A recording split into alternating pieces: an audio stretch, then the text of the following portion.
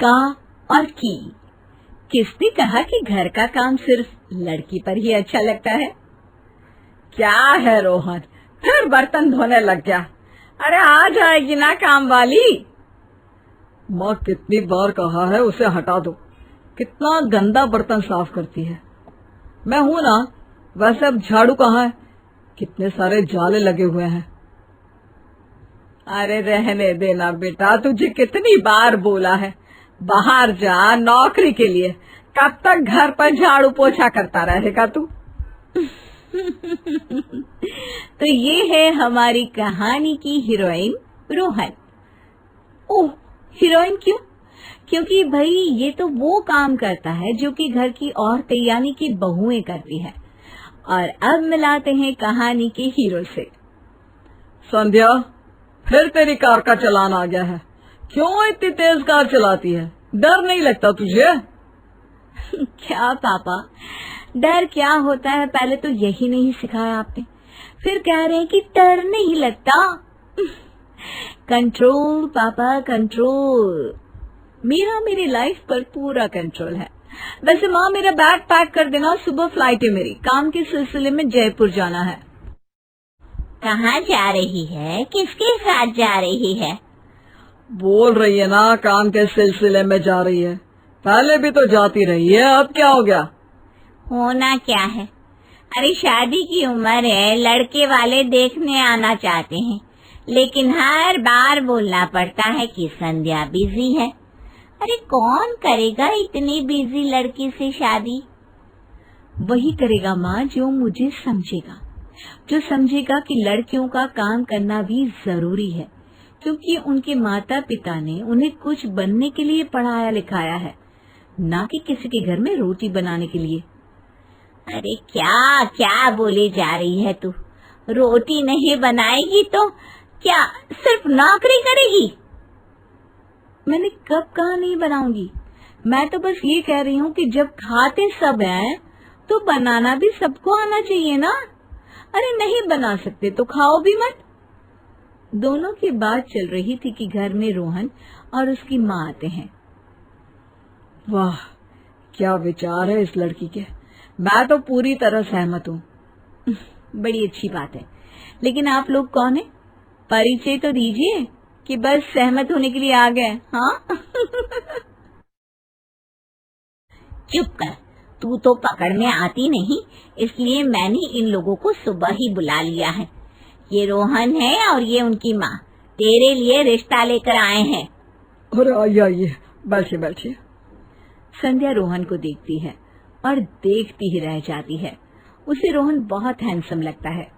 वहीं रोहन को भी संध्या पसंद आ जाती है। लेकिन अब जो चीज मिलनी थी वो थे विचार। क्या बात है संध्या, सिर्फ जींस ही पहनती हो या फिर साड़ी भी? संध्या कुछ कहती उससे पहले ही रोहन बोल पड़ता है।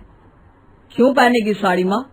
काम पर जा रही है, काम करेगी या पल्लू संभालेगी? क्यों?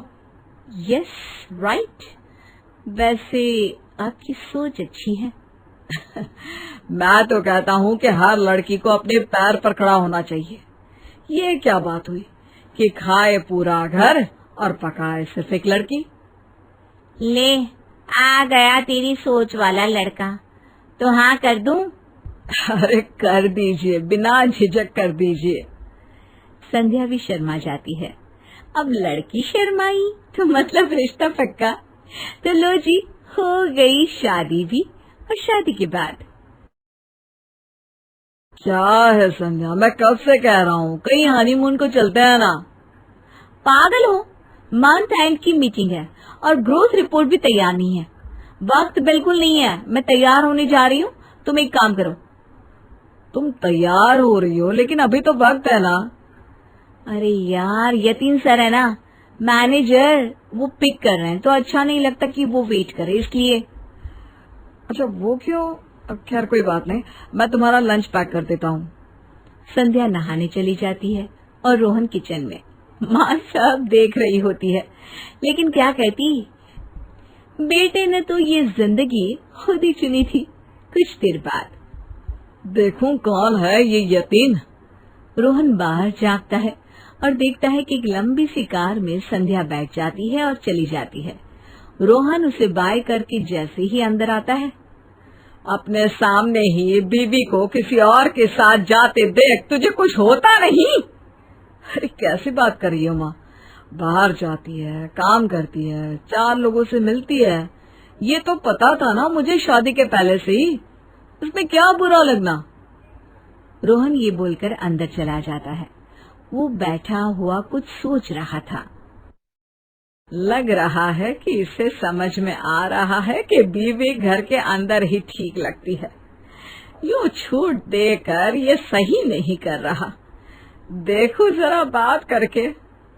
बेटा क्या बात है? बहुत देर से देख रही हूँ, तू शांत है, कुछ बोल भी नहीं रहा। कुछ सोच रहा है क्या बहू के बारे में? माँ, कैसे पता चल जाता है ना तुझे? सच्ची माँ माँ ही होती है। क्या करूं मैं? बात कर बेटा, ऐसे नहीं चलेगा। बोल तू। क्या? कैसे नहीं चलेगा? तू क्या सोच रहा है? यही ना कि वो कैसे किसी और के साथ गई। अरे बेबी है तेरी। माँ क्या है माँ, प्लीज ये मत करो। अरे मैं तो सोच रहा था कि आज मैंने उसे सूखी सी सब्जी दी है, दही या रायता कुछ दे देता, कैसे खाएगी वो खाना?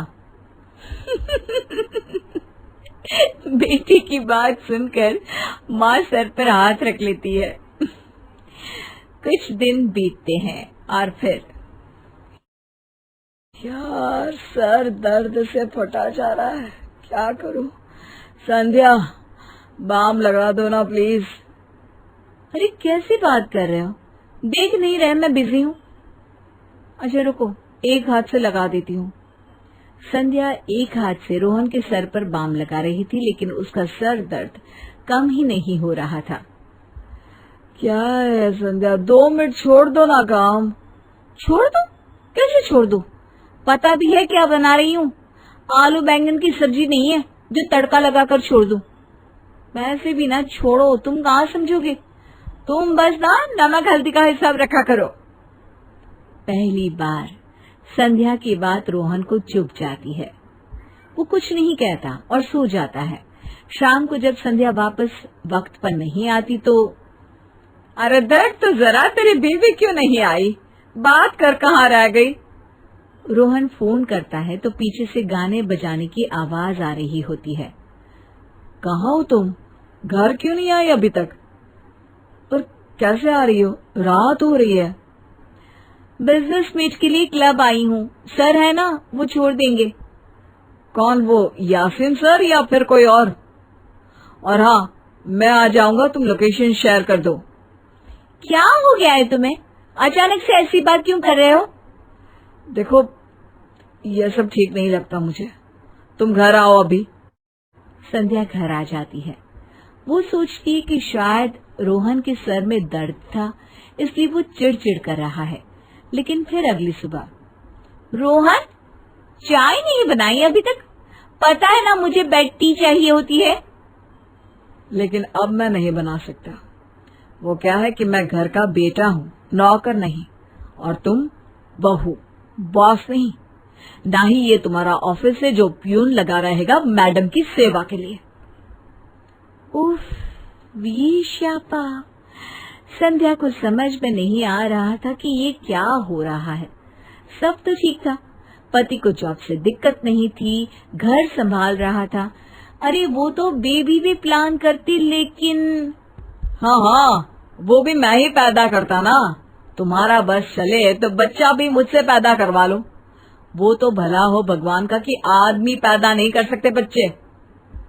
हाय रे, अब क्या मन की भी बात सुनाई देने लगी है तुमको?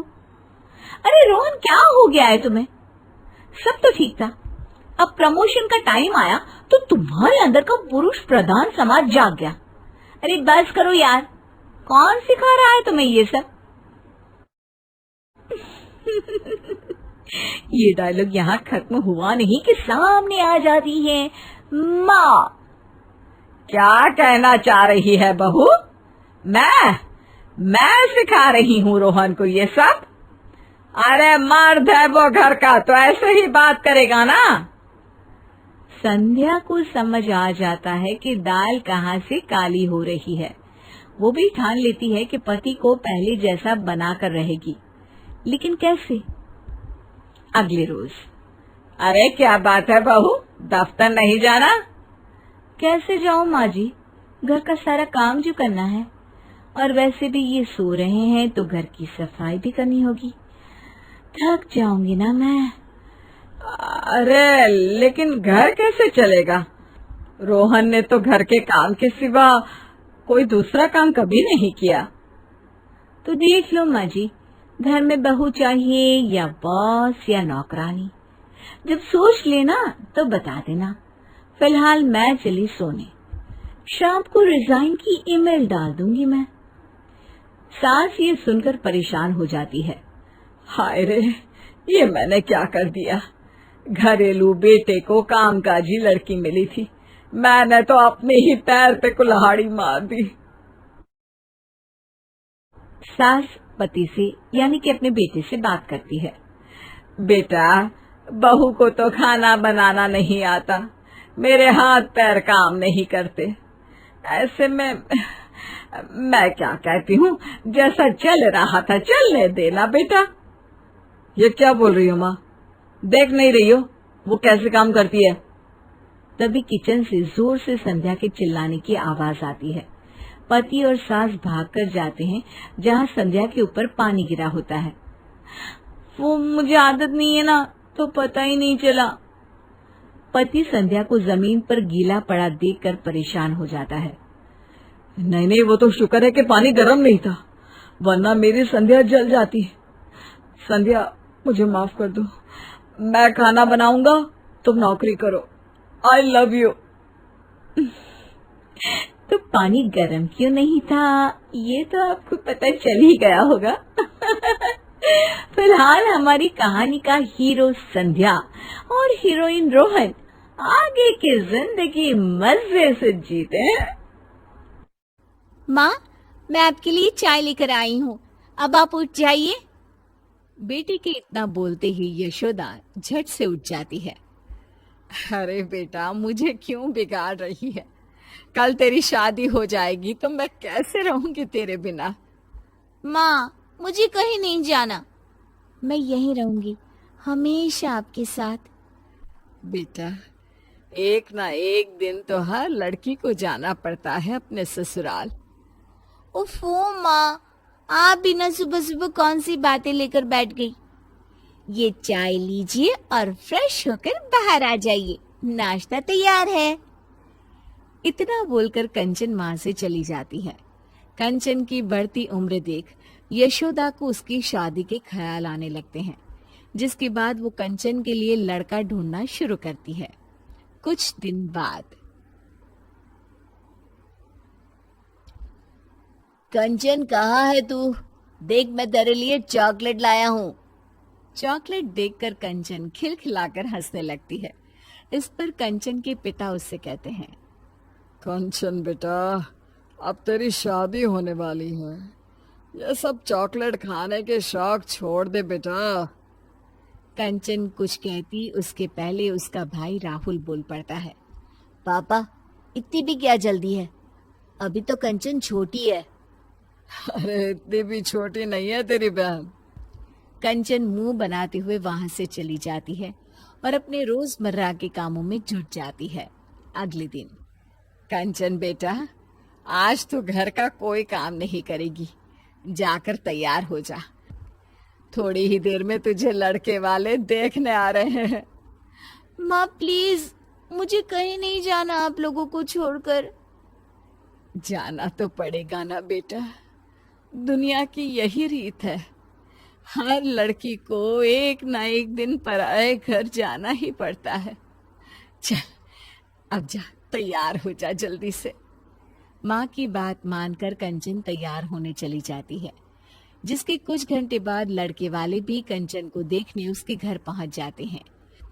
दोनों ही परिवारों को रिश्ता मंजूर हो जाता है और एक सप्ताह बाद कंचन की श्लोक के साथ शादी हो जाती है। कंचन के जाने के बाद सभी को घर बहुत खाली खाली सा लगने लग जाता है। माँ, मुझे छोटी की बहुत याद आ रही है। वो होती तो अभी पूरे घर में इधर से उधर नाच रही होती। हाँ बेटा, तू सही कह रहा है।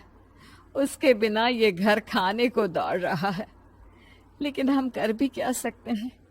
एक ना एक दिन तो ये होना ही था। ऐसे ही 1 महीना बीत जाता है। अब यशोदा को घर का सारा काम अकेले ही करना पड़ता, जिसके कारण वो अक्सर बीमार रहने लगी। यशोदा, तुमसे कितनी बार कहा है, ज्यादा काम मत किया करो। लो, हो गई ना फिर से तुम्हारी तबीयत खराब। अब मैं घर का काम नहीं करूंगी तो और कौन करेगा? कंचन भी नहीं है। मेरी बेटी ने आज तक कभी मुझे कोई काम नहीं करने दिया, जिसके कारण अब मेरा शरीर काम का ज्यादा भार सहन ही नहीं कर पाता। क्यों ना हम राहुल की शादी करवा दें? बहू आएगी तो तुम्हारी भी थोड़ी बहुत मदद हो जाएगी। हाँ, ये अच्छा आइडिया है। घर वाले शादी की बात शुरू करते हैं और देखते ही देखते कुछ महीनों में राहुल की शादी अंजलि नाम की लड़की से हो जाती है। और घर में आते ही अपने व्यवहार और स्वभाव से अंजलि सभी का दिल जीत लेती है। शादी के कुछ दिनों बाद, बहू, जरा चाय तो पिला दो, सुबह से चाय नहीं पी है। अंजलि अपने ससुर के लिए चाय बनाकर लाती है। लीजिए पापा जी, आज डिनर में क्या बनाना है? अरे बेटा, जो तेरी इच्छा है वो बना ले। थोड़ी देर बाद अंजलि सभी को खाने के लिए आवाज लगाती है। पापा जी, मम्मी जी, राहुल, खाना तैयार है। अंजलि की आवाज देते ही सभी लोग खाने के लिए आ जाते हैं। अरे वाह बहू, खाना तो बहुत स्वादिष्ट बना है। तुम्हारे हाथों में तो जादू है, जादू। सच में बहू, खाना तो बहुत ही लाजवाब बना है। Thank you. माँ पापा, मैं सोच रहा था क्यों ना हम सब कहीं घूमने चले। हम सब क्या करेंगे जाकर बेटा? तेरी अभी नई नई शादी हुई है, तू बहू को लेकर जा। नहीं मम्मी जी, आप लोग नहीं जाएंगे तो हम भी नहीं जाएंगे। अंजलि के इतना प्यार से बोलने पर घर वाले उसे इनकार नहीं कर पाते और उनके साथ चलने के लिए मान जाते हैं। एक काम करते हैं, साथ में कंचन को भी ले चलते हैं। बहुत दिन हो गए, उससे मिले भी नहीं। हाँ हाँ, क्यों ना हम कंचन दीदी को सरप्राइज दें। वो तो खुशी से पागल हो जाएगी। ठीक है, फिर मैं आज ही उसे यहाँ आने को बोलती हूँ। उसके बाद हम सब उसे सरप्राइज देंगे, फिर सब साथ में घूमने जाएंगे। फिर क्या था। यशोदा तुरंत कंचन को फोन मिलाकर बैठ जाती है, जिसमें दोनों माँ बेटी की लंबी बातें चलने लगती है। और उसी में, तुझे पता है कंचन, तेरी भाभी बहुत अच्छी है। जरूर पिछले जन्म में मैंने कोई अच्छे कर्म किए होंगे जो मुझे अंजलि जैसी बहू मिली है। अपनी माँ के मुंह से किसी और की इतनी तारीफें सुनने के बाद कंचन को अपनी भाभी से जलन होने लगती है। माँ, आपको नहीं लगता आप कुछ ज्यादा ही बहू की तारीफ कर रही हैं? कहीं भाभी आपके हाथ से फिसल ना जाए। अरे नहीं नहीं बेटा, वो ऐसी नहीं है। तू एक काम कर, कुछ दिनों के लिए यहीं आ जा। इसी बहाने अपनी भाभी को अच्छे से पहचान लेना। भाभी से तो अब मुझे मिलना ही पड़ेगा। उन्होंने उस घर में मेरी जगह जो ले ली है। अगले दिन कंचन अपना सामान लेकर मायके पहुंच जाती है, जहां अंजलि उसके लिए चाय नाश्ता लेकर आती है। दीदी, तुम्हारे ससुराल में सब कैसे हैं? मेरे ससुराल में सब ठीक है। आप यहाँ का बताइए कि सारा काम आप बराबर कर लेती है ना? माँ से तो नहीं करवाती काम? अरे कैसी बात कर रही हो आप दीदी? मैं भला मम्मी जी से कोई काम क्यों करवाऊंगी? ऐसा होना भी नहीं चाहिए, वही आपके लिए बेहतर होगा। कंचन, ये क्या तरीका है अपनी भाभी से बात करने का? हाँ माँ, अब तो आपको मैं ही गलत लगूंगी ना। ऐसा नहीं है कंचन, तुम गलत समझ रही हो। आपसे तो मुझे बात ही नहीं करनी। इतना कहकर कंचन अपने रूम में चली जाती है। अंजलि बेटा, कंचन की बात का बुरा मत मानना, उसका अभी शायद मूड खराब है। कोई बात नहीं मम्मी जी, मुझे उनकी बातों का बुरा नहीं लगा। अगले दिन अंजलि रसोई में खाना बना रही होती है, तभी वहां कंचन आ जाती है। भाभी आप रहने दीजिए, आज खाना मैं बना देती हूँ। अरे नहीं नहीं दीदी, आप मेहमान हो, कुछ दिन आराम करने का मौका मिला है, मैं आपसे काम नहीं करवा सकती। मैं मेहमान नहीं, बेटी हूँ इस घर की। आप जाकर बैठिए, मैं खाना बना देती हूँ। कंचन की जिद के आगे झुकते हुए अंजलि वहां से चली जाती है।